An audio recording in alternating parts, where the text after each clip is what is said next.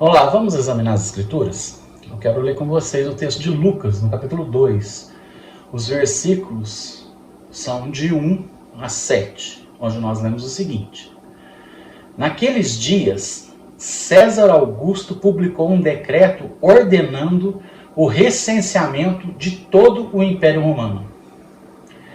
Este foi o primeiro recenseamento feito quando Quirino era governador da Síria. E todos iam para sua cidade natal a fim de alistar-se.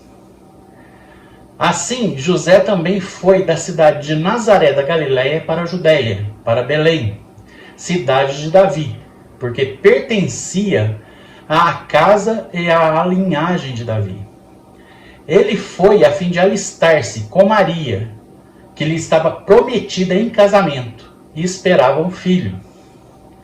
Enquanto estavam lá, chegou o tempo de nascer o bebê. E ela deu à luz ao seu primogênito, envolveu-o em panos e colocou-o numa manjedoura, porque não havia lugar para eles na hospedaria.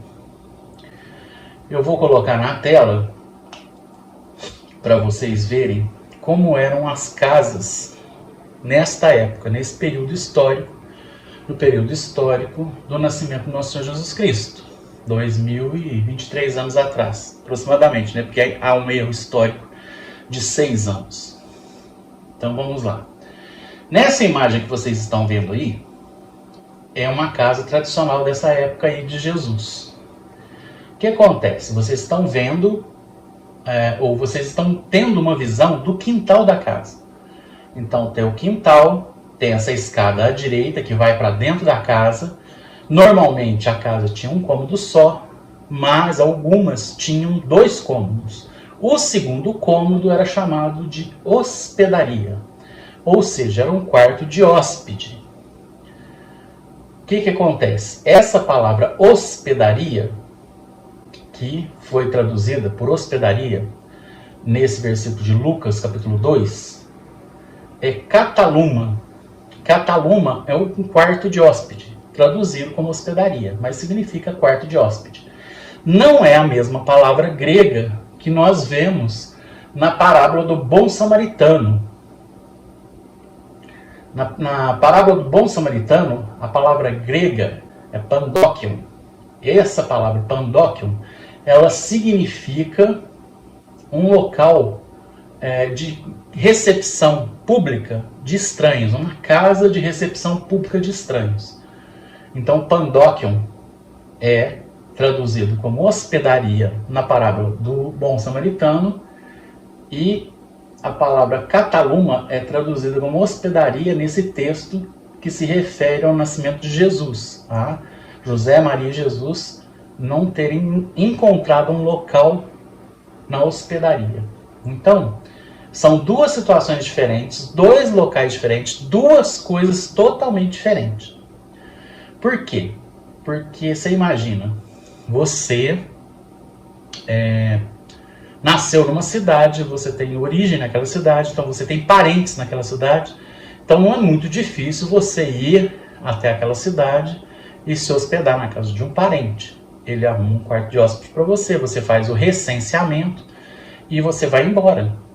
O que acontece? O recenseamento é uma contagem de pessoas. O governo ordenou uma contagem, fazer uma lista das pessoas que nasceram naquela cidade, ou em todas as cidades. Mas era uma coisa que não seria muito demorada e ele não precisaria de arrumar um hotel ou uma pensão, já que ele nasceu lá, ele tem conhecidos, ele tem parentes. Aí o que acontece? Nas casas, vamos voltar para a imagem. Nessas casas, embaixo ficava o estábulo, chama fatne em grego. Esse fatne, que seria o estábulo, que seria a manjedoura ficava dentro do estábulo, ele guardava ou abrigava os animais no inverno ou nas chuvas, e também servia para guardar ferramentas. Então, foi nessa casinha à esquerda aqui, onde vocês estão vendo que a seta está apontando para o estábulo, onde Jesus nasceu. Então, José e Maria chegaram na casa de um parente, provavelmente. Esse parente estava com o quarto de hóspede ocupado, ou não quis ceder o quarto de hóspede e os colocou nesse estábulo. Por quê?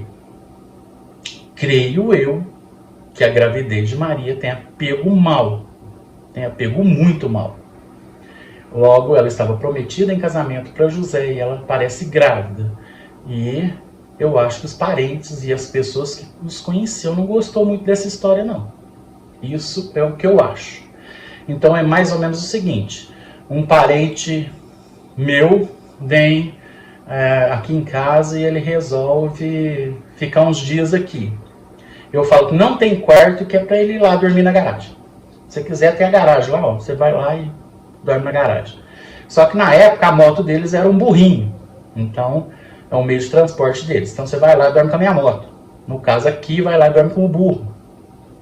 Então Jesus nasce e é colocado no Fatne, que é uma manjedoura, que é o coxo, onde esse animal, provavelmente um burrinho, provavelmente tinha alguma vaquinha, ou esqueci o nome, cordeiro, cabrito, enfim, cabra, deve ter comido nesse coxo.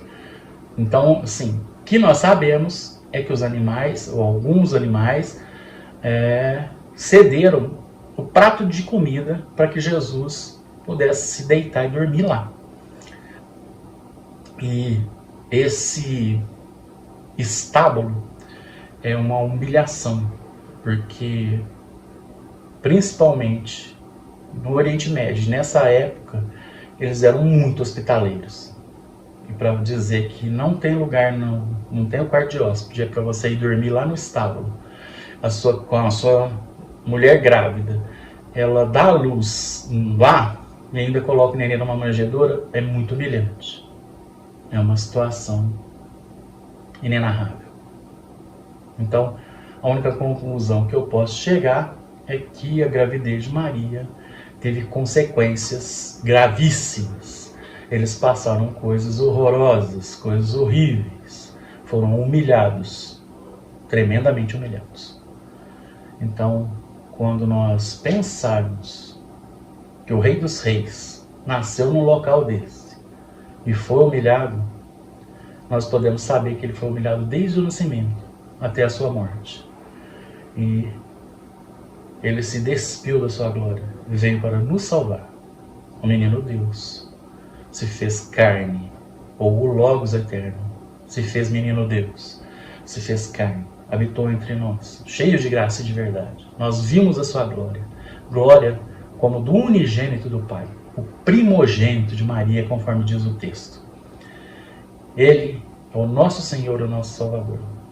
Ele nasceu num local terrível, teve uma morte horrível, e tudo por sua causa e por minha causa, por amor a nós, ele se entregou. Amém.